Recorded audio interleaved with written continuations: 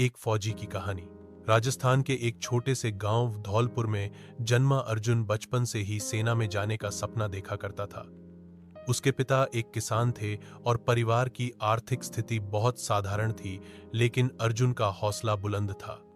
वो हमेशा कहा करता, माँ, एक दिन मैं वर्दी पहनकर देश की सेवा करूंगा।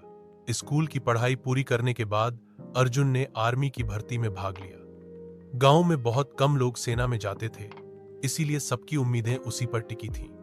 कड़ी मेहनत, दौड़, अभ्यास और चुनौतियों के बाद अर्जुन का चयन भारतीय सेना में हो गया। वो दिन गांव के लिए गर्व का दिन था। ट्रेनिंग के दौरान अर्जुन ने अनुशासन, साहस और सेवा का असली अर्थ जाना।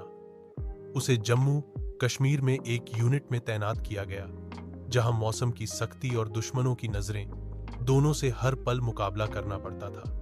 एक बार लॉक के पास अचानक एक बड़ी आतंकी घुसपैठ की सूचना मिली। अर्जुन की टुकड़ी को उन्हें रोकने का आदेश मिला। रात के अंधेरे में बर्फीली हवाओं के बीच दुश्मन और भारतीय जवानों के बीच भीषण मुठभेड़ हुई। अर्जुन ने निडर होकर मोर्चा संभाला और 2 आतंकियों को ढेर कर दिया। लेकिन इसी दौरान एक गोली उसके कंधे में लगी। जख्मी हालत में भी उसने अपनी बंदूक नहीं छोड़ी और आखिरी सांस तक लड़ते रहे। बाकी जवानों की मदद से वह ऑपरेशन सफल हुआ, लेकिन अर्जुन गंभीर रूप से घायल हो गया। उसे अस्पताल में भर्ती कराया गया। कई दिनों तक इलाज चला और आखिरकार वो ठीक हो गया, लेकिन उसे कुछ महीनों के लिए छुट्टी दी गई। जब वह अपने गांव लौटा तो पूरे गांव ने उसका वीरता के लिए स्वागत किया। गांव की गलियां तिरंगे और फूलों से सज गई थीं।